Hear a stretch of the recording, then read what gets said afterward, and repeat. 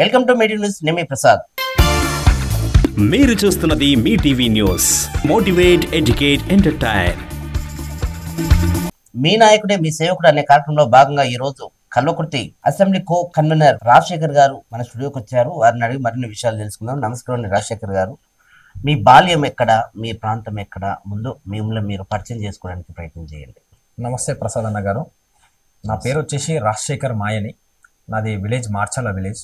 నేను మార్చాల గ్రామానికి చెందిన వ్యక్తిని. మా నాన్న వాళ్ళు మొత్తం మా ఫ్యామిలీ అంతా మార్చాల విలేజ్కి చెందిన వాళ్ళమే. అక్కడి నుంచే నా ప్రస్తావన స్టార్ట్ అయిందన్న. నేను జడ్పిహెచ్ఎస్ మార్చాల హై స్కూల్ అని ఉంటుంది. జడ్పిహెచ్ఎస్ మార్చాల హై స్కూల్లోనే నా విద్యా అభ్యాసం మొత్తం కంప్లీట్ చేసుకున్నాను. ఆఫ్టర్ దట్ నెక్స్ట్ స్టడీస్కి హైదరాబాద్ వెళ్ళాను. హైదరాబాద్లో కూడా ఆ స్టడీస్ కంప్లీట్ చేసుకొని మళ్ళీ మార్చల్ వచ్చి మార్చల్ నుంచే మీ చదువు ఎక్కడ వరకు కొనసాగింది? అక్కడ నుంచి మీరు హైదరాబాద్కి వెళ్ళడానికి అంటే ఉద్యోగరీత్యా వెళ్ళారా, లేకపోతే ఏదైనా కోర్స్ కోసం వెళ్ళారా? కోర్స్ కోసం వెళ్ళాను. నేను హైదరాబాద్లో హోటల్ మేనేజ్మెంట్ డిగ్రీ కంప్లీట్ చేశాను. హోటల్ మేనేజ్మెంట్లో అక్కడ డిగ్రీ కంప్లీట్ చేసుకొని ఆఫ్టర్ జాబ్ చేయలేదు. జాబ్ చేయకుండా రిటర్న్ బ్యాక్ ట్రైనింగ్ కంప్లీట్ చేసుకొని మళ్ళీ రిటర్న్గా ఊర్లోనే ఏదైనా ఒక బిజినెస్ చేద్దామన్న ఆలోచనలో, ఇంకోటి నాకు ఆలోచనతో నేను ఇక్కడ వచ్చేసాను అన్న. గ్రామానికి తిరిగి రావడం జరిగింది కదా, మళ్ళీ గ్రామంలో వచ్చి మొట్టమొదటిగా మీరు ఏం స్టార్ట్ చేశారు? అంటే మీరు ఏదైనా చదువు కొనసాగించారా, లేకపోతే ఏదైనా వ్యాపారం స్టార్ట్ చేశారా? అలా వాస్తవానికి చెప్పాలంటే నేను పెరిగిన నేపథ్యం కావచ్చు, పెరిగిన విధానం కావచ్చు, నేను చిన్న ఉన్నప్పటి నుంచే నేను తెలంగాణ ఉద్యమం చూసుకుంటూ పెరిగాను. తెలంగాణ ఉద్యమంలో కూడా మేము చురుగ్గా పాల్గొన్నాము. అక్కడి నుంచి మా కెరియర్ని బెంట చేసుకోవడం జరిగింది. ఎక్కడి నుంచి స్టడీస్ మీద ఫోకస్ చేద్దామంటే అది ఫోకస్ కాలేదు, అది పొలిటికల్ వైపే తిప్పింది. అక్కడ ఏంటంటే మా వాతావరణం ఏంటంటే మా ఊర్లో మాకు సంబంధించిన ఒక పెద్ద నాయకుడు ఉంటేదన్న. నా దృష్టిలో ఆయన పెద్ద నాయకుడు, మాధవయ్య అని చెప్పేసి. అతన్ని చూసుకుంటూ మేము అతన్ని ఆదర్శంగా తీసుకుంటూ పెరిగినాము. ఎందుకంటే ఒక ఫ్యూచర్ అనేది ఒక జాబ్ కంటే ఒక పొలిటికల్కి వెళ్తే, పొలిటికల్ కెరియర్ ఒక రాజకీయంగా మనం బలంగా ఉన్నప్పుడు ఏమవుతుందంటే మనం సంబంధించిన అంటే ఎవరికైనా సేవ చేసే దృక్పథ చాలా ఎక్కువ ఉంటుంది అని చెప్పేసి ఆ ఉద్దేశంతోనే మేము పొలిటికల్ ఎంచుకోవడం జరిగింది. అక్కడ ఫస్ట్ స్టార్టింగ్ స్టేజ్లో మేము పొలిటికల్లో ఎక్కడంటే వాస్తవానికి చెప్పాలంటే రాజకీయం అంటే ఏందో తెలియదు, అంటే పార్టీస్ ఎట్లుంటాయో తెలియదు, ఏమనేది తెలియదు. కానీ మేము అప్పటి నుంచే ఒక 9th క్లాస్ ఆ టైంలో నుంచే ఒక టీంని ఏర్పరచుకొని ఒక టీం నుంచి ముందుగా చెప్పండి, రాజకీయ ప్రవేశం ఏ టైంలో జరిగింది, ఎలా మొదలు పెట్టారు మీరు? తెలంగాణ ఉద్యమం టైంలోనే పార్టీలు పక్కకెట్టి మనం ఉక్కు గుండెతో తెలంగాణ అనే ఒక నినాదంతో బయటికి వెళ్ళినాము. ఆ టైంలోనే బయటికి వెళ్ళడం జరిగింది. అక్కడి నుంచి నా ప్రస్తావన స్టార్ట్ అయ్యి నెక్స్ట్ నేను ఇంటర్ బేస్ టైంలో ఆ టైంలో ఆర్గనైజేషన్లో NSY అని స్టూడెంట్ ఆర్గనైజేషన్, కాంగ్రెస్ విభాగానికి చెందిన ఆర్గనైజేషన్లో పనిచేసినానన్న. అక్కడి నుంచి ప్రస్తావన స్టార్ట్ అయింది నాది. NSU స్టూడెంట్గా మీరు ఆర్గనైజేషన్లో మీరు కాంగ్రెస్ నుంచి మొట్టమొదటిగా మీరు రాజకీయ రంగ ప్రవేశం చేశారు కదా, ఎన్ని సంవత్సరాలు కొనసాగారు? అక్కడ మీకు ఏ లోటు జరిగింది? ఆ చిన్న వయసులో వచ్చి కూడా మీరు ఇక్కడ మళ్ళీ ఎన్ని సంవత్సరాలు అక్కడ పనిచేయడం జరిగింది? వీళ్ళు బాగానే గుర్తించింది కదా కాంగ్రెస్ పార్టీ. అక్కడ కాంగ్రెస్లో నేను వచ్చేసి ఒక 4 years నేను కాంగ్రెస్లో ఉన్నానన్న. కాంగ్రెస్లోకి రావడానికి ముఖ్య కారణం ఏంటంటే మా ఊరికి సంబంధించిన, మా కాలనీకి సంబంధించిన నా ఫస్ట్ రాజకీయ గురువు యూసుఫ్ బాబా అని ఉంటుండే. యూసుఫ్ బాబా అని అతను ద్వారా నేను రాజకీయ ప్రవేశం చేయడం జరిగింది. ఎందుకంటే అక్కడ ఉన్న నేను పెరిగిన నేపథ్యం కావచ్చు, అక్కడ ఉన్న మా ఊర్లో కాంగ్రెస్కి కంచుకోటలాగా ఉంటుండే. అక్కడ మేము కాంగ్రెస్కి అట్రాక్ట్ అయ్యి కాంగ్రెస్లోకి వచ్చినాక ఆ పార్టీ విభాగానికి సంబంధించిన స్టూడెంట్ ఆర్గనైజేషన్లో పనిచేస్తున్నాము. ఆ పనిచేస్తున్న టైంలో అంటే నైతికంగా అంటే మనం నిజంగా అంటే దేశం కోసం, ఒక ధర్మం కోసం ఒక భావజాలు ఉన్న పార్టీ ఇది. నెక్స్ట్ లెవెల్లో అంటే ఏ పార్టీ నుంచి అయితే మనకు సూటబుల్గా ఎంచుకోవాల్సి వస్తుంది అని చెప్పేసి ఆ ఆలోచనతోనే నేను బీజేపీలోకి రావడం జరిగింది. బీజేపీలోకి రావడానికి ప్రధానమైన కారణం ఏంటి? అంటే ఎవరైనా మీకు ఇన్స్పిరేషనా, లేకపోతే ఇంకెవరైనా మోటివేషన్ చేశారా, లేకపోతే హిందూ ధర్మం అంటే వీళ్ళు చేసే కార్యక్రమాల నుండి మీకు బాగా ఆ భావజాల కోసం మీరు ఈ పార్టీలోకి రావడం జరిగిందా? ఇక్కడ రావడంతో పాటు మీకు జిల్లా కో కన్వీనర్గా కూడా ఒక పదవి ఇచ్చారు. మీ అర్హతకి, మీ ఏజ్కి, మీకు రాజకీయ అనుభవం కూడా పెద్దగా లేకపోయినా అంతగా గుర్తించడానికి ప్రధానమైన కారణం ఏంటి? మొత్తంగా చెప్పండి. వాస్తవానికి చెప్పాలంటే నేను ఆర్గనైజేషన్లో వర్క్ చేసి పార్టీలో జాయిన్ అయినప్పుడు నేను వచ్చింది ఒకటే అన్న, నాకు హిందుత్వం అంటే ఫస్ట్ నుంచి అయినా చాలా ఇష్టం. అది ఎట్లా అంటే అక్కడ ఉన్నప్పుడు ఏమవుతుందంటే నేను హిందుత్వాన్ని ఎక్కువ ప్రిఫర్ చేయడానికి రాకపోతుండే. అంటే కొన్ని విషయాలలో నేను కోల్పోతుంటే, వ్యక్తిగతంగా నాకు నేను కోల్పోతుంటే. ఆ ఉద్దేశంలో నేను పార్టీ చేంజ్ కావాల్సి వచ్చింది, అంతే తప్ప వేరే విషయాలు ఏం లేవన్నా. ఇంకోటి అటల్ బిహారీ వాజ్పేయి గారు అంటే ఇంప్రెషన్ నాకు చాలా. అతను చేసిన వర్కులు కావచ్చు, అతన్ని నేను చాలా ఇంప్రెషన్. ప్లస్ అతనితో పాటు మన మోడీ గారు ఆ, ప్రభుత్వం రావడము, అక్కడ ఆయన చేస్తున్న దాంట్లకు మేము అట్రాక్ట్ అయినాము.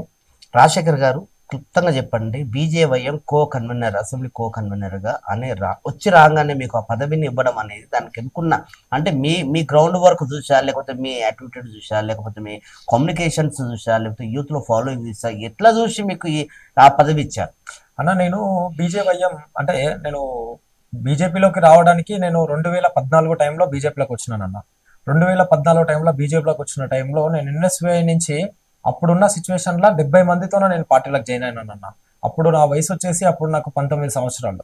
బీజేవైఎంలోకి నేను వచ్చినప్పుడు నాకు 19 సంవత్సరాలు. ఆ టైంలో నేను బీజేపీ వచ్చినప్పుడే నాకు ఏం చేసినారంటే ఫస్ట్ యాక్టివ్గా వర్క్ స్టార్ట్ చేసుకున్నాము. ఎందుకంటే ఇక్కడ ఫ్రీడమ్ ఉంటుంది అన్న. బీజేపీ అనేది ఎవరికి కొమ్ము కాయదు, ఫ్రీడమ్ ఉంటుంది.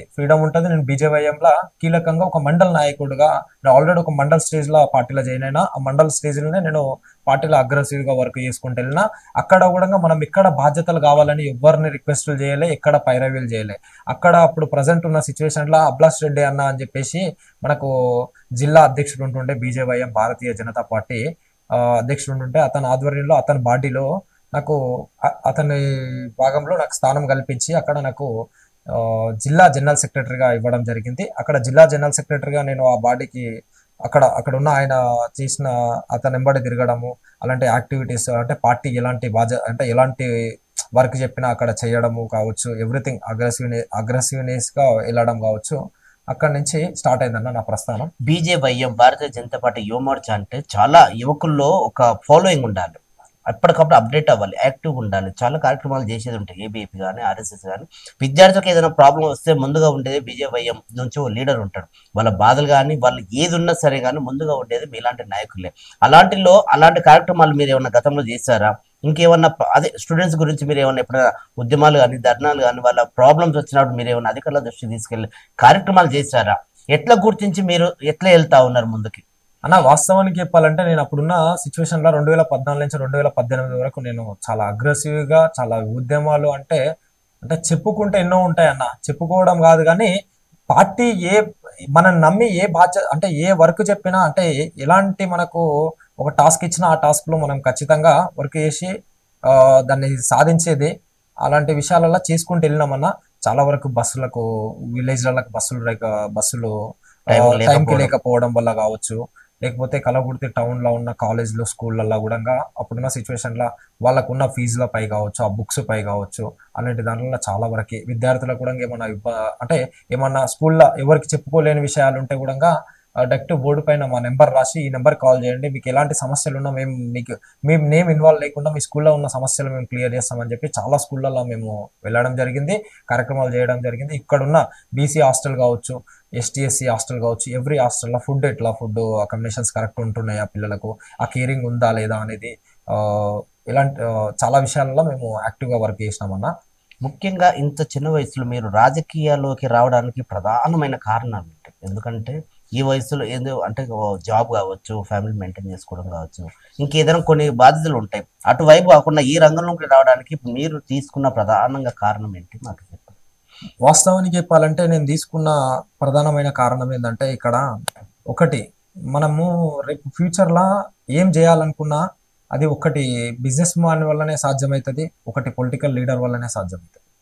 అంతే తప్ప నేను ఫస్ట్ నుంచి అయినా నాకు చిన్న ఉన్నప్పుడు స్కూల్లో టీచర్ అడిగితే నువ్వు పెద్దగా అయినాక ఏమవుతావు అని జనరల్గా ఒక క్వశ్చన్ అడిగితే కూడా ఆ జనరల్ క్వశ్చన్లు ఏమవుతా అంటే మా ఊరికి సర్పంచ్ అవుతా అనేటోళ్ళు.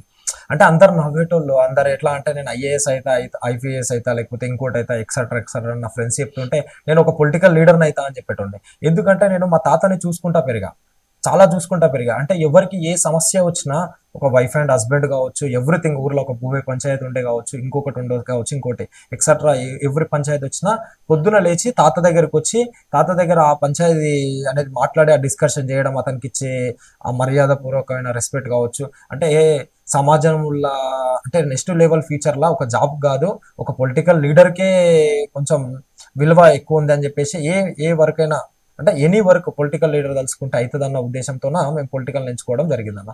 సర్పంచ్, గ్రామ సర్పంచ్ అంటే ముందుగా మనకు గుర్తొచ్చేది గ్రామంలో వార్డు మెంబర్లు, సర్పంచ్గా ఇట్లా దీంట్లో మీద మీకు ఏమైనా ఆలోచన ఉందా? రేపు గతంలో కానీ ఫ్యూచర్లో కానీ ఇదివరకు ఏమన్నా మీరు పోటీ చేసిన ఏదన్నా అనుభవాలు ఉన్నాయి? అన్న వాస్తవానికి చెప్పాలంటే లాస్ట్ ఎలక్షన్ అప్పుడు, ఇప్పుడు కాకుండా లాస్ట్ టర్మ్ ఎలక్షన్ అప్పుడు నేను ఫస్ట్ టైం భారతీయ జనతా పార్టీలకు నేను వచ్చిన టైంలో భారతీయ జనతా పార్టీకి 150 ఓట్లు ఉంటుండే అన్న. నేను వచ్చినాక నెక్స్ట్ అవి పెంచుకుంటూ ఈ రోజు 700 ఓట్లకు, అంటే వాస్తవానికి చెప్పాలంటే మా ఊర్లో నా ఏజ్ గ్రూప్ ఉన్న వాళ్ళమే ఉన్నాము. ఒక 10 మంది వరకు. ఆ గ్రామము ఒక పాటకి కంచుకోట అని అన్నంగా విన్నాను.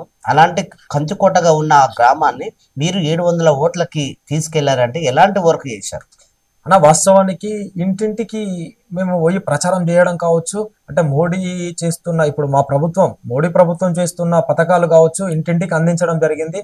మార్చెల గ్రామంలో మేము సిలిండర్లు ఇచ్చాము, 250 సిలిండర్లు ఇచ్చామన్న. 250 సిలిండర్లు ఇచ్చాము. గ్రామానికి చెందిన ఏ పర్సన్కి ఏ చిన్న అది ఉన్నా కానీ ఖచ్చితంగా మేము సపోర్టెడ్గా నిలబడుకుంటూ అంటే ఫస్ట్ టైం, అంటే మీరు ఇంకో క్వశ్చన్ అడిగారు, మీరు లాస్ట్ టైం ఏమన్నా అనుభవం ఉన్నదా అని. ఒక అనుభవం ఉందన్న, అది మంచి అనుభవము, అది చేదు అనుభవము, మనం మంచి అనుకుంటే మంచి అనుభవం. వాస్తవానికి ఏం జరిగిందంటే ఆ టైంలో మేము వార్డ్ మెంబర్గా ఫస్ట్ టైంగా మా పార్టీ నుంచి, భారతీయ జనతా పార్టీ నుంచి మార్చెల్ల గ్రామంలో జనరల్ బాడీ ఎలక్షన్లో మేము ఒక 5 మందిని కంటెంట్ చేయడం జరిగింది. ఫస్ట్ టైం మా అందరం కలిసి గ్రూప్గా మేము డిసైడ్ అయ్యి మా సపోర్టెడ్ మా కార్యకర్తలు కావచ్చు, మేమందరం కలిసి కార్యకర్తలు అందరం కలిసి డిసైడ్ అయ్యి ఒక 5 మందిని నిలబెట్టడం జరిగింది. 5 మందిలో ఒక్క వ్యక్తిని గెలిపించుకోగలిగినాము. ఇంకోటి అక్కడ హైలైట్ ఏంటంటే అక్కడ నిలబడ్డ వ్యక్తులు కూడా వేరే పార్టీ నుంచి వచ్చిన వాళ్ళు, ఇంకోటి నుంచి వచ్చిన వాళ్ళు కాదు, నా ఏజ్ గ్రూప్ వాళ్ళు నా క్లాస్మేట్లు, నలుగురు నా క్లాస్మేట్లే. నలుగురు నిలబడడం, గెలిచిన వ్యక్తి కొంచెం ఒక ఏజ్ గ్రూప్, ఒక 60 ఇయర్స్ ఏజ్ గ్రూప్, అతను ఒక్కడు పెద్ద మనిషి, ఒక 60 ఇయర్స్ ఏజ్ పర్సన్, ఆ ఒక్క ఏజ్ పర్సన్ మాత్రమే గెలవగలిగాడు. మేము నలుగురము గెలవలేదు, ఓడిపోయిన నాడు కూడా ఎప్పుడు కుంగిపోలేదు. అంటే ఆ అనుభవం ఎలా వచ్చింది మీకు? అనుభవం ఎలా ఉంది మీకు? ఆ ఫీలింగ్ అప్పుడు గతంలో మీరు ఆ పోటీ చేశారు కదా, ఓడిపోయారు కదా, సరే అది కూడా ఒక అనుభవం. అంటే ఓటమి కూడా మన పాఠాలు చాలా నేర్పుతుంది కాబట్టి మీకు ఎలాంటి అనుభవం వచ్చింది దానివల్ల? అక్కడ ఉన్న సిచ్యువేషన్స్ ప్రకారం చూసుకుంటే మా ఊరు అనేది ఒక కంచుకోట అన్న. అక్కడ ఏలేది ఉంటారో ఎట్లుంటదంటే అది ఒక గ్రూపులు ఉంటాయి అన్న. అక్కడ గ్రూప్ అంటే ఒక వేరే పార్టీ నుంచి, అదర్ పార్టీ నుంచి వాళ్ళు పెద్దలు, వాళ్ళు ఇప్పటి నుంచి కాదు ఇంతకు ముందు నుంచి సర్పంచులు, వార్డు మెంబర్లు గత 30 ఏళ్ల నుంచి వాళ్ళే మార్చలను లీడ్ తీసుకుంటున్నారు. అలాంటి వాళ్ళ దగ్గర మనం వాళ్ళకి పోటాపోటీగా నిలబడి గెలిచినాం అంటే, పోటాపోటీగా నిలబడడం అంటేనే ఆ ధైర్యం చేయడమే సాహసం. అలాంటి సిచ్యువేషన్లో మా పేరెంట్స్ కూడా మాకు చాలా చెప్పినారు, అరే రేపు వచ్చే సంక్షేమ పథకాలు ఏవి మనకు అందియరు, మమ్మల్ని పక్కెడతారంట, అంటే మనం సపరేట్ అయిపోతాం, వాళ్ళు సపరేట్, మనకు రేపు ఏ సమస్యలు వచ్చినా వాళ్ళు తీర్చారు అంటే. అలాంటి టైంలో కూడా మేము అగ్రెసివ్ నిర్ణయాలు తీసుకొని పోటీ చేయడం జరిగింది. ఆ పోటీ చేయడం దాంట్లో ఏమైందంటే చేదు అనుభవం ఏమైందంటే ఎక్స్పీరియన్స్ అనుభవం లేదు మాకు. అంటే నిర్ణయాలు అనేది మేము కరెక్ట్ పర్సన్ చూజ్ చేసుకోలేదు. మేము సర్పంచ్ క్యాండిడేట్ అనే వ్యక్తిని చూజ్ చేసుకున్నాం, కానీ సర్పంచ్ క్యాండిడేట్ మాకు కరెక్ట్ అనుకూలంగా లేని పరిస్థితిలో ఉండడం వల్ల కొంచెం మేము ఫెయిల్ అయినాము. నెక్స్ట్ టైం ఎలక్షన్లో దాన్ని రెక్టిఫై చేసుకొని ఈసారి బయలులోకి దిగుదామనే ఆలోచనలో మాత్రం ఉన్నామన్న. అగ్రస్థాయి నాయకుని ఎదుర్కోవాల్సి వస్తుంది అని మీరే అంటున్నారు కదా, ఆ సమయంలో మీరు ఎలాంటి సమస్యలు ఎదుర్కొనాల్సి వస్తుంది? అంటే కొందరు ఉంటాయి, కొన్ని అరే పెద్ద మనుషులు ఎందుకు పెట్టుకుంటున్నారు, మీ వయసు సరిపోదు, మీకు అనుభవం సరిపోదు, మీకు ఏజ్ సరిపోదు, పెద్దవాళ్ళు కదా, అలాంటప్పుడు మీరు ఎలాంటి సమస్యలు ఎదుర్కొన్నారు క్లుప్తంగా చెప్పండి అన్న. అప్పుడున్న సిచ్యువేషన్లో నేను దుర్గా భవాని యువజన సంఘానికి అధ్యక్షునిగా ఉన్నానన్న. మార్చెల్లో యువజన సంఘాలు అనేది ఉంటాయి, 9 యువజన సంఘాలు ఉంటాయి. పిల్లలు అంటే యూత్ అనేది ఎక్కువ ఉంటుంది అన్న. మార్చెల్లో చాలా యూత్ ఉంటుంది, 250 మంది యూత్ ఉంటారు. ఒక్కొక్క యూత్కి ఒక 20 మందికి ఒక యువజన సంఘం ఉంటుంది. అలాంటి ఒక యువజన సంఘం దుర్గా భవాని యువజన సంఘాన్ని నేను ప్రెసిడెంట్ ఉన్నాను. ఆ టైంలో యూత్ అంతా నాయంబడే ఉంది. ఇక్కడ పార్టీలో కూడా కీలకమైన నేతగా మనమే వ్యవహరిస్తున్నాం కాబట్టి ఆ గ్రూప్ ఒక కీలకమైన నేతల గ్రూప్ లో మనం కూడా ఒకరం కాబట్టి మనం గెలుస్తాము అన్న బరిలో దిగినామన్నా. కానీ అక్కడ చూసేసరికి సిచ్యువేషన్ ఏమైందంటే నా ఎన్నుకున్నోళ్ళే చేంజ్ అవుతారు. ఇది లోకల్ బాడీ ఎలక్షన్ లో పార్టీ ఫీలింగ్ నడవదు, వ్యక్తి ఫీలింగే వస్తుంది. ఒక వ్యక్తిని చూసే ఓట్లేస్తారు, వ్యక్తి ఏజ్ని చూసే ఓట్లేస్తారు అనేది అప్పుడు తెలిసిందన్న నాకు. అప్పుడున్న సిచ్యువేషన్ లో నా పైన కంటెంట్ చేసిన వ్యక్తి ఎట్లాంటి వ్యక్తి అంటే మా క్యాస్ట్, అంటే మా వార్డ్ అనేది మా క్యాస్ట్ లో సంబంధం, అంటే మా క్యాస్ట్ వాళ్ళు ఎక్కువ ఉంటారు. నేను ఒడ్డెర కులానికి చెందిన వ్యక్తిని. మా క్యాస్ట్ లో సంబంధించిన వ్యక్తే సర్పంచ్ క్యాండిడేట్ గా నేను ఆదర్శంగా తీసుకొని ఈరోజు రాజకీయాలకు వచ్చిన వ్యక్తి మాధవయ్య తాత గారు అని చెప్పాను. అతను సర్పంచ్ గా కంటెంట్ చేస్తున్న టైం అది. ఆ టైంలో నేను నిలబడొద్దు అని చెప్పేసి చాలా మంది ఫోర్సబుల్ చేసినారు. ఎందుకంటే అతనే ఆదర్శం అంటావు, అతనికి పోటీగా అగనిస్ట్ గా నువ్వు వేరే పార్టీ అంటే వేరే పార్టీ నుంచి నువ్వు ఎట్లా సర్పంచ్ నిలబడతావని అంటే లేదు అట్లని కాదు, నా పార్టీ ఇచ్చిన ఆదేశం ఏంటంటే నువ్వు ఈసారి ఒక టాస్క్, ఈసారి మీరు జనాలలోకి వెళ్ళాలి అంటే జనరల్ బాడీ ఎలక్షన్లకు వెళ్ళాలి. జనరల్ బాడీ ఎలక్షన్లలో ఎట్లుంటది అంటే ఒకసారి అనుభవం కావాలి, మన పార్టీని కూడా ఒకసారి వెళ్తేనే బాగుంటదన్న ఆదేశాలు ఉన్నాయి. కాబట్టి నేను పార్టీ నుంచి శిరస వహించకుండా పార్టీ ఏది చెప్పినా మేము వహిస్తాం కాబట్టి ఆ ఉద్దేశంతోనే మేము వెళ్ళినాము. మొదటిసారి రాజకీయ ప్రవేశం ఒక పెద్ద మనిషిని ఎదుర్కొన్నారు, ఆ అనుభవం ఉంది. గతం అలా ఉంది, ప్రస్తుతం ఎలా ఉంది? మీరు బీజేవైఎంలో కీలకంగా ముందుకు పోతా ఉన్నారు కదా, ప్రజల నుంచి కానీ యువకుల నుంచి కానీ మహిళల నుంచి కానీ మీ గ్రామంలో ఎలా ఉంది? వాళ్ళ స్పందన ఎలా ఉంది? మీకు ఎలా అనిపిస్తుంది? వాస్తవానికి అప్పుడున్న సిచ్యువేషన్ లో మీరు మధ్యలోనే గ్యాప్ చేసినాము. అప్పుడు నా పైన గెలిచిన వ్యక్తి 40 years ఉప సర్పంచ్ అయ్యే క్యాండిడేట్ ప్లస్ సర్పంచ్ అయ్యే క్యాండిడేట్ ఉన్నాడు. ప్లస్ నా పైన చాలా కీలకమైన వ్యక్తిని పెట్టినారు. మా దాంట్లో ఏమైందంటే నాకు అంటే అప్పటికైనా గెలిచే హోప్ చాలా ఉన్నది. అంటే నాకు ఇక్కడి నుంచి కాదు, అంటే నేను చేసిన వర్క్ అంటే నేను చేసిన పార్టీకి ఉన్న దాన్ని బట్టి చూసి కాన్సెన్సీ వైజ్ గా కాల్ చేసినారు. అంటే ఒక కాన్సెన్సీలా ఒక జెడ్పీటీస్ క్యాండిడేట్ నిలబడితే ఎట్లా ఉంటుందో ఆ కాంపిటీషన్ లెవెల్లో నాకు కాల్స్ వచ్చినాయి నా ఫ్రెండ్ సర్కిల్ నుంచి. అక్కడి నుంచి మీరు గెలుస్తారు, మీరు కరెక్ట్ న్యాయంగా వెళ్తున్నారు, మీరు అంటే మీరు చేస్తున్న పార్టీలో ఉన్న విధానాలు కావచ్చు, మీరు తీసుకుంటున్న నిర్ణయాలు కావచ్చు, మీరు తీసుకుంటున్న ప్రోగ్రామ్స్ కావచ్చు అని. కానీ అక్కడ ఏమైందంటే ఇవన్నీ ఏవి నడవవు. ఊర్లోకి వచ్చేసరికి ఊర్లో ఒకటే చూస్తారు. అంటే ఏం చూసారంటే అప్పుడున్న వ్యక్తి నాకంటే 60 ఏళ్ళు పెద్దోడు, అతనికి ఈసారి లాస్ట్ అనుభవం ఉంది, ఈసారి ఆయనకు చివరిగా అంటే ఈసారే ఉన్నది, నెక్స్ట్ టైం మళ్ళీ నిలబడలేడు, నెక్స్ట్ టైం ఆయన ఏజ్ సపోర్ట్ చేయదు. కాబట్టి నీకు అవకాశం నెక్స్ట్ టైంకి ఉంది, నెక్స్ట్ నీకు వయసు ఉంది అంటే రాజకీయంగా ఎదగడానికి. ఆయన వయసు అయిపోయింది, చివరిసారి ప్రయత్నం చేస్తా ఉన్నాడు, మీరు తగ్గండి, ఆయనకు వెయ్యండి, ఈ రకంగా రాజకీయ అప్పటికి కూడా చాలా గేమ్ ఆడినారు. వాస్తవానికి చెప్పాలంటే అది చేదు అనుభవం కాదు, అది నాకు చాలా మంచి పెద్ద అనుభవము. దానివల్ల బ్యాక్ బోన్ అయ్యి మళ్ళీ ఫ్రంట్ బోన్కి వచ్చినాము. అయితే ఆ అనుభవం ఏంటంటే నా వెనుక ఉండే వ్యక్తులు కూడా మేము నామినేషన్ వేసే వరకు మేము ఉండము, మేము చేద్దాము, అది చేద్దాం, ఇది చేద్దాం అన్న వ్యక్తులే. నామినేషన్ వేసినాక లాస్ట్ కు నా పక్కన నిలబడడానికి వ్యక్తులు లేరు, ఒక సింగిల్ పర్సన్ గా నేను నిలబడ్డా. కానీ అప్పటికి కూడా నాకు కాంప్రమైజ్ కావాలి నువ్వు అని చెప్పి ఫోర్సబుల్ గా ఎంత చేయాలని అంత చేసినారు. ఒక క్యాండిడేట్ వాళ్ళ ఇంటి దగ్గరికి పిలిచి కూడా నువ్వు కాంప్రమైజ్ కావాలని ఎన్ని రకాలుగా మబ్బ పెట్టాలని రకాలుగా చేసినారు. కానీ ఎక్కడ మాత్రం మేము ఎవరికి తల వంచలేదు. మా పార్టీ నేర్పిన సిద్ధాంతం కావచ్చు, మా పార్టీ ఉన్న సిద్ధాంతంలో ఎక్కడ ఎవరికి తల వంచకుండా పోటీకి ఇద్దాం, ఎన్ని ఓట్లు వచ్చినా సరే, గెలిపైనా ఓటమి అయినా సరే. అప్పుడు వాజ్పేయి గారు చెప్పింది ఏంటంటే గెలిచిన నాడు ఎక్కువ సంతోషించడం కాదు, ఓడినాడు ఎక్కువ బాధపడడం కాదు, గెలిచిన నాడు ఎట్లాంటి స్వీట్ బాక్స్ వంచుతామో ఓడినాడు కూడా అలాంటి స్వీట్ బాక్స్లే వంచుకొని మనం రానున్న కాలంలో మనం ప్రభుత్వాన్ని ఏర్పడదాం అన్న ఒక మాట ఉందా. ఆ మాట చాలా నాకు యూజబుల్ అయింది. ఆ టైంలో నేను ఓటమిలో కూడా నేర్చుకున్నానన్న, ఓటమిలో కూడా చాలా నేర్చుకున్నాం. ఇప్పుడు మీకు అనుభవం అయిందా? గతంలో మీకు రాజకీయ అనుభవం, రాజకీయ వ్యూహాలు కూడా చాలా డిఫరెంట్ గా ఉంటాయని, అంటే రాజకీయంగా మనం ఆ వ్యూహాలే ముందుకు తీసుకెళ్తా ఉంటాం. ముందు కనిపించేది ఒక వ్యూహం ఉంటుంది, వెనకాల కనిపించే ఒక వ్యూహం ఉంటుంది. సో రాజకీయంగా మీరు ఎదుర్కోలేక అంటే అప్పుడు అనుభవం జరిపోక ఏదో ఒక ఎక్స్పీరియన్స్ అయితే వచ్చింది. సో ప్రస్తుతం మీ గ్రామంలో ఎలా ఉంది? బీజేవైఎం నుంచి మీరు చాలా యాక్టివ్ పాలిటిక్స్ లో పాల్గొంటున్నారు, చాలా కార్యక్రమాలు చేస్తూ ఉన్నారు. మీలో యూత్ కానీ మహిళలు కానీ ప్రజలు కానీ మీ గ్రామంలో మీకు ఫీడ్బ్యాక్ ఎలా వస్తుంది? ఫీడ్బ్యాక్ అయితే ఇప్పుడు నాకున్న సిచ్యువేషన్ లా లాస్ట్ టైం ఎలక్షన్ లో సర్పంచ్ గెలిచిన వెనక గేమ్ చేంజర్లే మన నేమ్ ప్రపోజల్ లా ఉంది. అంటే నీలాంటి వ్యక్తి యాక్టివ్ రాజకీయాల్లో అంటే పాలిటిక్స్ లో ఉండి పార్టీకి సేవ కాదు, మీలాంటి వ్యక్తులు విలేజ్ కి వచ్చి విలేజ్ లో ఒక సేవా భావంతో వెళ్ళాలన్న ఆలోచనలు చాలా మందికి వస్తున్నాయి. చాలా మంది నన్ను కలవడం కావచ్చు, నాతో వ్యక్తిగత కాల్స్ చేసి మాట్లాడడం కావచ్చు. మేము వ్యక్తిగతంగా మీకు సపోర్ట్ చేస్తాము, మా వల్ల మీకు ఇన్ని ఓట్లు వస్తాయి ఇంత అని చెప్తున్నారు. కానీ నేను ఏమనుకుంటున్నామంటే నెక్స్ట్ ఇన్ ఫ్యూచర్ ఒకటే ఆలోచన అన్న, last time Bharatiya Janata party నుంచి ఒక సీటుని గెలుచుకున్నాం మేము. ఈసారి భారతీయ జనతా పార్టీ నుంచి వార్డు మెంబర్ గా ఒక సీటు గెలుచుకున్నాము. ఈసారి భారతీయ జనతా పార్టీ నుంచి మేము 12 వార్డులు ఉంటాయి మా దగ్గర.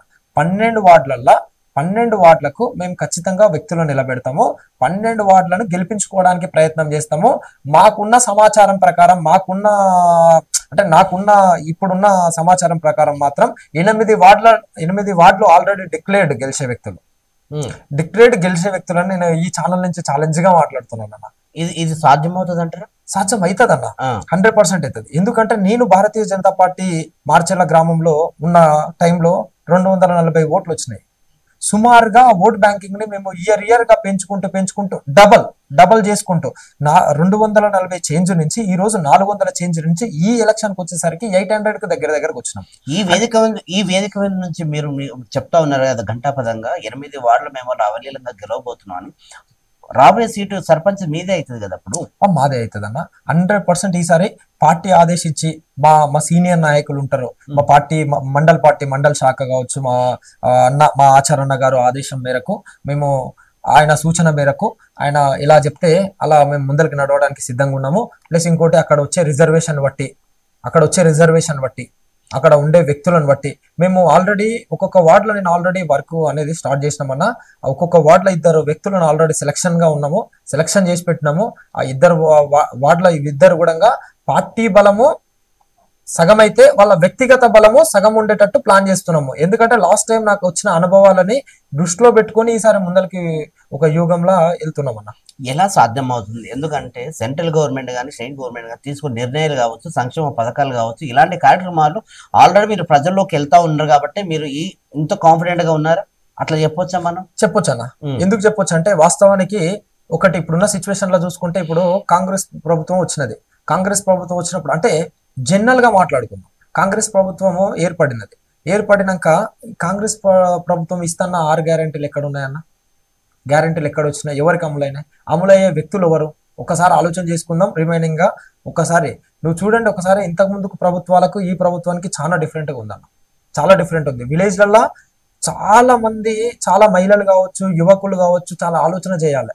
ఎందుకంటే ఇప్పుడు దానికి రిలేటెడ్ గా అడుగుతున్నాను, చాలా డిఫరెంట్ గా ఉంది అంటున్నారు కదా. ప్రభుత్వం వాళ్ళదే ఉంది, రేపు ఎంపీ సీట్లలో మీరు 8 వాళ్ళు 8 పంచుకున్నారు కదా. పబ్లిక్ మిమ్మల్ని ఎంత నమ్ముతున్నారో వాళ్ళు కూడా అంతే నమ్ముతున్నారు కదా. దాని మీద అట్లా కూడా ఆలోచించుకోవచ్చు. అంటే మిమ్మల్ని సగం నమ్ముతున్నారు. హిందువుల భారతీయ జనతా పార్టీ కూడా చాలా కార్యక్రమాలు చేసింది, సంక్షేమ పథకాలు కానీ చాలా స్కీమ్లు తీసుకొచ్చింది. అట్లాగే కాంగ్రెస్ గవర్నమెంట్ చెప్పిన విషయాలు కూడా వాళ్ళు యాక్సెప్ట్ చేసినట్టే కదా. ఎంపీ సీట్లు సమానంగా పంచుకున్నారు కదా. చెప్పండి, దీని మీద మీ అవగాహన ఏంటి అన్నా? నేను ఒక్కటే చెప్పగలుగుతా, ఇప్పుడు లోకల్లా చూడాల్సింది పార్టీలను కాదన్న, వ్యక్తులను చూడాలి. వ్యక్తి అనేటోడు ఒక గ్రామానికి, ఇప్పుడు వాస్తవానికి ఒక గ్రామానికి ఒక వ్యక్తి అనేది చాలా ఇంపార్టెంట్.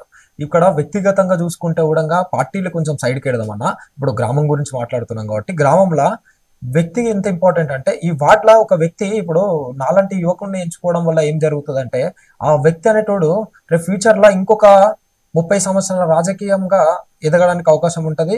ఊరికి కూడా నేను ఇప్పుడు చెప్తున్నది ఏంటంటే ఇప్పుడు మాదే సెంట్రల్ గవర్నమెంట్ పార్టీ ఉంది, మాకే ఎంపీ సీట్లు 8 ఉన్నాయి. కానీ రేపు సర్పంచ్ గా గెలిచినాక నిధుల కోసం మళ్ళీ మీరు స్టేట్ గవర్నమెంట్ కాంగ్రెస్ గవర్నమెంట్ పోవాలి కదా. ఎమ్మెల్యే గారి దగ్గర పోయినప్పుడు మీకు నిధులు ఎందుకు మంజూరు చేస్తారు? ఫర్ ఎగ్జాంపుల్ పబ్లిక్ ఈ ఆలోచన ఉండదా? ఇలాంటి డౌట్ ఉండదా? అలాంటప్పుడు మీకు ఓటు వేసి సర్పంచ్ గెలిపించినప్పుడు వాళ్ళకు గ్రామం ఎక్కడ డెవలప్ అవుతుంది? దానికి క్లారిటీ ఇవ్వండి. ఖచ్చితంగా చెప్పగలుగుతా, 100కి 200%. గ్రామ పంచాయతీ అనేది ఎమ్మెల్యే గారు ఆప్తేనే ఆగదు.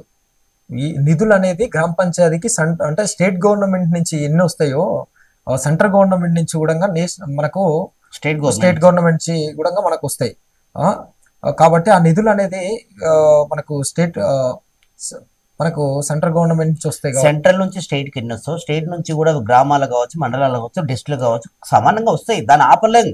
కానీ ఇప్పుడు మినిమం నాలెడ్జ్ ఉన్న వాళ్ళు, గ్రామంలో ఉన్న వాళ్ళు ఏంటంటే అరే బీజేపీ ఓటు సర్పంచ్ గా గెలిపిస్తే నిధులు ఆపేది, నిధులు మంజూరు చేసేది ఎమ్మెల్యే గారే కదా, ఆయన కాంగ్రెస్ లో ఉన్నాడు కదా అనే సైడ్ ఇట్లా జనరల్ గా ఆలోచన ఉంటది వాళ్ళకు మీరు ఒక క్లారిటీ ఇవ్వాల్సిన బాధ్యత మీ మీద ఉంది. నేను ఒకటి చెప్పగలుగుతున్నా, నేను వ్యక్తిగతంగా నేను ఏమంటున్నానంటే ఒక బాధ్యతగా ఒక గెలిచిన నాడు నేను నా ఆలోచన విధానం ఎట్లుంటది అంటే వేరే వ్యక్తులకు నాకు డిఫరెంట్ ఏంటంటే నా మైండ్ సెట్ కి అవతల కాంగ్రెస్ ప్రభుత్వం ఉండని, అది మా పార్టీ ప్రభుత్వం ఉండని, నెక్స్ట్ బీఆర్ఎస్ ప్రభుత్వం ఉండే ఆ ఎమ్మెల్యే దగ్గర అనేది మేము ఖచ్చితంగా కొట్లాడి నిధులు తెచ్చుకోవడానికి అవకాశాలు ఉంటాయి. మేము కూడా వాళ్ళతోన సన్నిహితాలు అనేది మెయింటైన్ చేస్తాము. మా ఏరియాని డెవలప్మెంట్ చేసుకోవడానికి, మా విలేజ్ ని డెవలప్మెంట్ చేసుకోవడానికి మేము తగ్గడానికి కూడా సిద్ధంగా ఉన్నాం. పార్టీని కొంచెం సేపు పక్కకెట్టి పార్టీని ఆలోచన చేద్దాం, విలేజ్ డెవలప్మెంట్ చేయడానికి ప్లాన్ చేయడానికి మేము సిద్ధంగా ఉన్నాం అన్న. ఓకే, ఇది బాగుంది, మీ ఆలోచన బాగుంటుంది. ఎందుకంటే ఒక ఎమ్మెల్యే ఆపితే నిధులు ఆగవు కాదు, మన ప్రయత్నం కూడా చేసుకొని కొట్లాడి నిధులు తెచ్చుకొని గ్రామాన్ని అభివృద్ధి చేసుకునే కార్యక్రమం చేస్తుంటారు కదా. ఓకే అండి, అది బాగుంది, చాలా మంచి ఆలోచన కూడా. చెప్పండి, మీకు బీజేపీ నాయకుల నుంచి ఎలా కమ్యూనికేషన్ కానీ కోఆర్డినేషన్ కానీ ఎట్లా మూవ్ అవుతున్నారు దానివల్ల? అన్న నేను ఒక్కటే, ఎప్పుడు నేను లీడర్ గా ఎప్పుడు ఫీల్ కాలేను. నేను ఎప్పుడు కార్యకర్తనే 100% నేను కార్యకర్తని. ఎట్లాంటి కార్యకర్తని? భారతీయ జనతా యువ మోర్చా కార్యకర్తని. ఈ భారతీయ యువ మోర్చా కార్యకర్త అనేటోడు ఫస్ట్ నాకు అంటే వాస్తవానికి చెప్పాలంటే ఇక్కడ మా పార్టీ నేర్పింది ఏంటంటే ధర్మము. మనం ధర్మంగా ఉండాలి. ఇంకొకటి హిందుత్వం అన్నారు ఇంతకుముందుకు ఒక క్వశ్చన్. ఆ హిందుత్వం అనేది మన మన హిందూ మన మన మన మతాన్ని ప్రేమిస్తూ పరమతాన్ని గౌరవించమని చెప్పారు. పరమతాన్ని ఎక్కడా చేయమని చెప్పలేదు. ప్లస్ ఇంకోటి, ఇప్పుడు మీరు అడిగిన క్వశ్చన్ ఏంటంటే మీ పార్టీ ఇక్కడ ఉన్న సిచ్యువేషన్స్ అని అడిగారు. ఆ పార్టీ సిచ్యువేషన్స్ ఏంటంటే నేను అందరితోన సన్సంబంధాలు ఖచ్చితంగా మెయింటైన్ చేస్తున్నాము. ఇక్కడ మా భారతీయ జనతా పార్టీ పిలుపు మేరకు, మా పార్టీ పిలుపు మేరకు ఇప్పుడు కలకుర్తి లోకల్ టౌన్ చూసుకుందాము, దుర్గాప్రసాద్ అన్న కావచ్చు, రాఘవేందర్ అన్న కావచ్చు, లేకపోతే రవెన్న కావచ్చు, లేకపోతే మనకు నరసింహన్న కావచ్చు, కీలకంగా ఉన్న నేతలు. ఇక బీజేవైఎంలో చూసుకుంటే అభిలాష్ రెడ్డి అన్న కావచ్చు, చందన్న కావచ్చు, వీళ్ళు కీలకంగా ఉన్న నేతలు. ప్లస్ మండలికి వచ్చేసరికి చూసుకుంటే కృష్ణగౌడ్ అన్న కావచ్చు, లేకపోతే నర్సిరెడ్డి అన్న కావచ్చు, లేకపోతే శేఖర్ రెడ్డి అన్న కావచ్చు, లేకపోతే కృష్ణారెడ్డి అన్న కావచ్చు, బండల రామచంద్ర అన్న కావచ్చు, వీళ్ళందరితోన సంబంధాలు నేను ఖచ్చితంగా మెయింటైన్ చేస్తున్నానన్న. ఇప్పుడు మాకు ఇంకోటి వాస్తవానికి ఒక యంగ్ డైనమిక్ లీడర్ మన రామ్ గోపాల్ రెడ్డి అన్న రావడం కూడా మాకు చాలా ప్లస్ అవుతుంది అన్న. రేపు ఫ్యూచర్లో అతను చేసిన మంచి పనులు కూడా రేపు మేము అందరి సలహా మేరకే ముందరికి వెళ్దాం అనుకుంటున్నాము. మా పార్టీ నేర్పింది ఒకటే అన్న, ఎక్కడైనా సరే మనం జనాలకు సేవ చేసేది ఒకటే చూడాలి. మనం ఎక్కడైనా చూడండి మీరు, ఎన్ని పార్టీల ఎన్ని వ్యక్తుల మధ్యలో గ్రూప్స్ ఉంటాయి. మా ఆచరణ దగ్గర ఎక్కడ గ్రూప్స్ మెయింటైన్ చేయము, ఒకటే నినాదంతోనే వెళ్తాం. ఆచరణ పార్టీ ఫస్ట్. మేము వ్యక్తులకు పనిచేయం, పార్టీకి పనిచేస్తాం, పార్టీ సిద్ధాంతానికి పనిచేస్తాం. ఓకే రాజశేఖర్ గారు, మనము స్థానిక ఎన్నికలు త్వరలో రాబోతున్నాయి కదా. స్థానిక ఎన్నికల్లో మీ పోటీ ఎలా ఉండబోతుంది? మీరు ప్రజలకు ఏ విషయాలు చెప్పి వాళ్ళకు దగ్గర అవుతున్నారు? ఎలాంటి విషయాలు చెప్పి వాళ్ళని మనం ఈ స్థానిక ఎన్నికల్లో మీరు పోటీ చేసి మాకు ఓటు వేయాలని ఏ విషయాల మీద మీరు ప్రజల్లోకి వెళ్తా ఉన్నారు? ప్రధానంగా చెప్పండి. ప్రజలలోకి వెళ్ళేది ఏంటంటే, ఇప్పుడున్న సిచ్యువేషన్ లా సరే ఎనీ పార్టీ పక్కేటండి. లాస్ట్ టైం మా ప్రభుత్వం ఉన్నది మోడీ ప్రభుత్వము, ఇప్పుడు మా ప్రభుత్వం ఉన్నది మోడీ ప్రభుత్వము. ఊర్లలో చేసిన ఏ సంక్షేమ పథకాలు కావచ్చు అవన్నీ మేజర్గా మేమే 80% చేసినాం అన్న. 20% స్టేట్ గవర్నమెంట్ ఉంటుంది. ఈ 80% పథకాలన్నీ మేము ఎక్స్ప్లెయిన్ చేయగలుగుతాము. ఊర్లో ఉన్న సీసీ రోడ్ల కానించి పట్టుకుంటే ఎవ్రీ వర్క్ సెంట్రల్ గవర్నమెంట్ నుంచి వచ్చిన వర్క్లే అవన్నీ మేము జనాలకు తీసుకెళ్తాము. జనాలకు మోడీ గారిని తీసుకెళ్తాము, మోడీ గారి ప్రభుత్వాన్ని తీసుకెళ్తాము, మోడీ గారి పథకాలను తీసుకెళ్తాము. ఇంకోటి ఓటములు గెలుపులు అనేది పక్కెడితే, ఇంకోటి పార్టీ ఆదేశం మేరకు మేము ఖచ్చితంగా పనిచేయడానికి అయితే సిద్ధంగా ఉన్నాము. విలేజ్ ని డెవలప్మెంట్ చేసుకోవడానికి అయితే సిద్ధంగా ఉన్నాము. ఓకే, బీజేవైఎం నుంచి మీరు ప్రధానంగా ఇప్పుడు మీరు చేసిన కార్యక్రమాలు ఎలాంటి కార్యక్రమాలు తీసుకుంటున్నారు? ఎలాంటి కార్యక్రమాలు యువకులని మీరు అట్రాక్ట్ చేయాలంటున్నారు? మీ దగ్గర ఏమన్నా ఫర్దర్ గా మూవ్ అవ్వాలంటే ఇంకేదన్నా ఐడియాస్ తో వెళ్తా ఉన్నారా? అదేమన్నా పార్టీకి మీకు ఏమన్నా హెల్ప్ అవుతుందా? అది చెప్పండి ఒకసారి. భారతీయ జనతా పార్టీ యువమోర్చ కార్యకర్తలు అంటేనే క్రమశిక్షణ గల కార్యకర్తలు అన్న. ఒక్క పార్టీ అంటే మా పార్టీ కార్యకర్తలు ఎట్లా అంటే, ఒక్క వ్యక్తి 10 మందితో సంబంధం. బయట పార్టీల వ్యక్తులకు మా వ్యక్తులకు చాలా డిఫరెంట్. మేము ఒక కార్యక్రమం ఉంది అంటే ముందు వరుసలో నిలబడే కార్యకర్తలే భారతీయ జనతా పార్టీ కార్యకర్తలు. భారతీయ జనతా పార్టీ కార్యకర్తలు ఎట్లా అంటే ఎలాంటి ఉద్యమానికైనా మేము సిద్ధంగా ఉన్నాము. మా కార్యకర్తలకు మేము ఒకటే సందేశం. ఏం సందేశం అంటే, పార్టీ ఏ ఆదేశం ఇచ్చినా, స్టేట్ పార్టీ ఇచ్చినా, అది నేషనల్ పార్టీ ఇచ్చినా, ఎక్కడిచ్చినా, ఏ ఆదేశం ఇచ్చినా భారతీయ జనతా పార్టీకి ఒక టాస్క్ ఇచ్చిందంటే ఆ టాస్క్ మేము పర్ఫెక్ట్ చేయడానికి మేము సిద్ధంగా ఉన్నాం. నీలాంటి యువకులు పార్టీలోకి రావాలంటే అలాంటి యువకులకు మీరు ఇచ్చే సందేశం ఏంటి?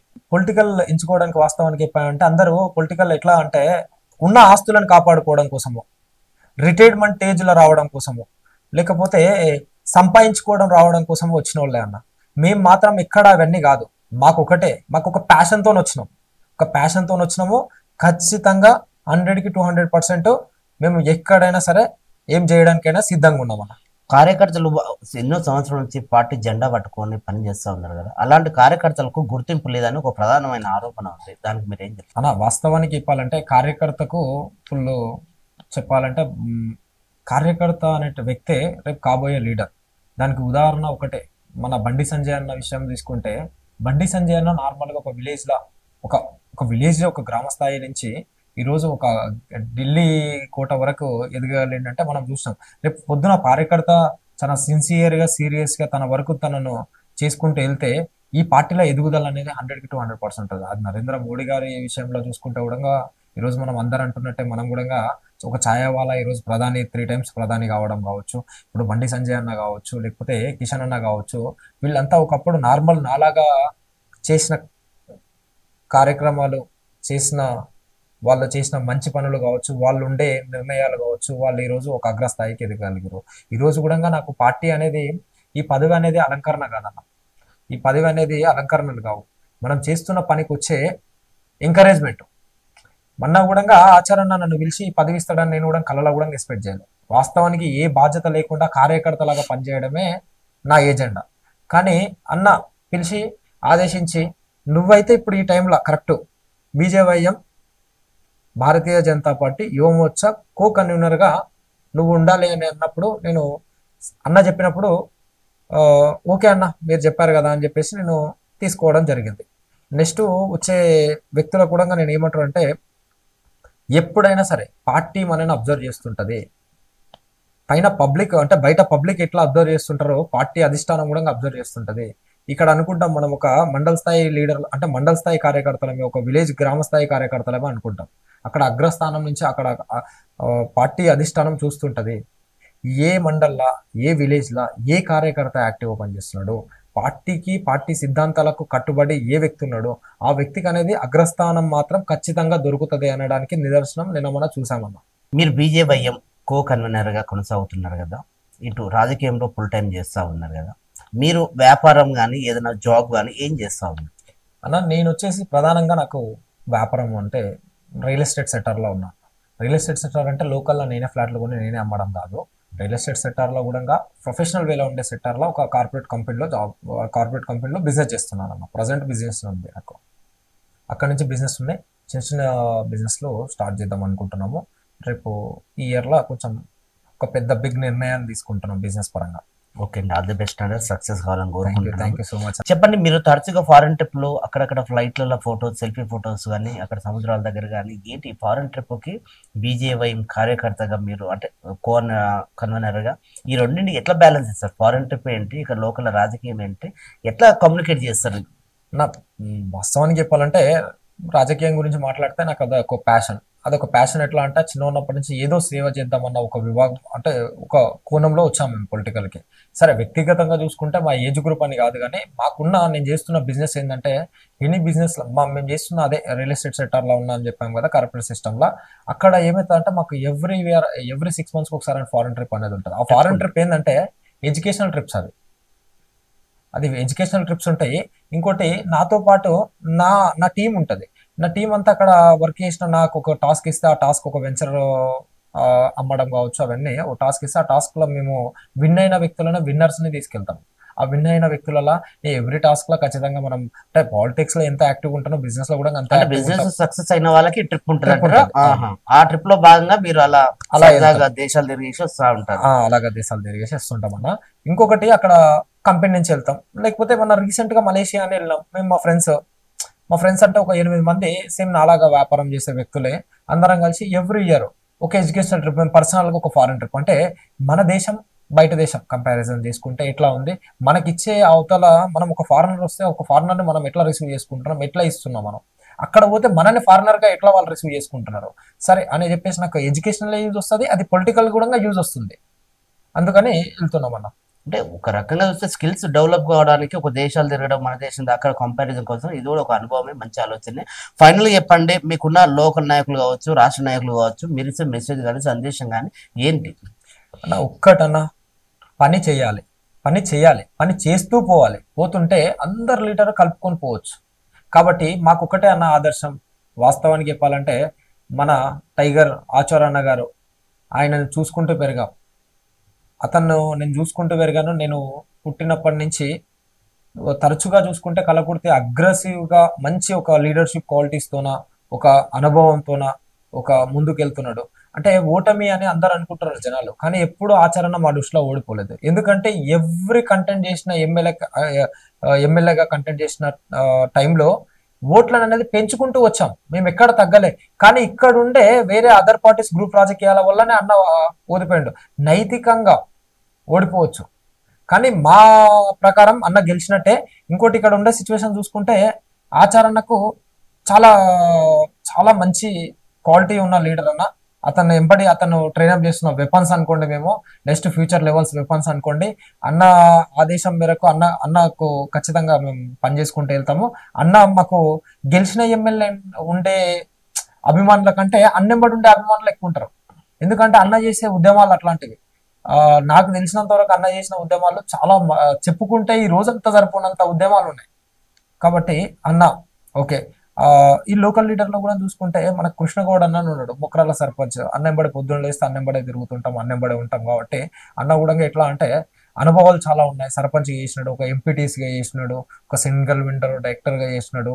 ఈ అనుభవాలు షేర్ చేసుకుంటాం. నేను ఇంకోటి ఎప్పుడంటే నా చిన్న ఉన్నప్పటి నుంచి ఒక అలవాటు ఏంటంటే నా ఏజ్ గ్రూప్ వాళ్ళతో తిరగడం కంటే నాకంటే ఒక 20 ఏండ్లు ఒక 10 ఏండ్లు ఏజ్ గ్రూప్ వాళ్ళతో తిరగడం చాలా అలవాటు అన్న. అందుకని చెప్పేసి నేను ముందు చూపుతో వాళ్ళ అనుభవాన్ని తీసుకుంటూ వెళ్తున్నానన్న. ఓకే అండి, థ్యాంక్ యూ అండి. ఎందుకంటే విలువైన సమయం మాకు ఇచ్చి ఈరోజు చాలా విషయాలు చర్చించుకున్నాము. ఓకే, ఫైనల్గా మీ నాయకుడే మీ సేవకుడు అనే కార్యక్రమంలో భాగంగా ఈరోజు జిల్లా కన్వీనర్ మన రాజశేఖర్ గారు మన స్టూడియోకి వచ్చి చాలా విలువైన సమాచారం అందించారు. విలువలతో కూడుకున్న రాజకీయం చేయాలి, యువకులు ఒక ఆలోచన విధంగా రాజకీయంలోకి రావాలి అంటూ ఒక సుదీర్ఘ రాజకీయ నాయకుడు చూసి నేను పెరిగాను. ఆయనే తల్లోజీ ఆచార్య గారిని చూస్తూ నేను రాజకీయంలోకి వచ్చి ఆయనను ఇన్స్పిరేషన్గా నేను తీసుకొని ఈరోజు చాలా యాక్టివ్ పాలిటిక్స్లో నేను ఒక సామాన్య కార్యకర్తగానే పని చేసుకుంటూ ముందుకు వెళ్తానని ఈరోజు ఒక యువ నాయకుడు ఆయన మనసులో మాట చెప్పి ఈరోజు చాలా వివరించాడు. చూస్తున్నానే మీటూ న్యూస్, నేను మీ ప్రసాద్. మీరు చూస్తున్నది మీ టీవీ న్యూస్.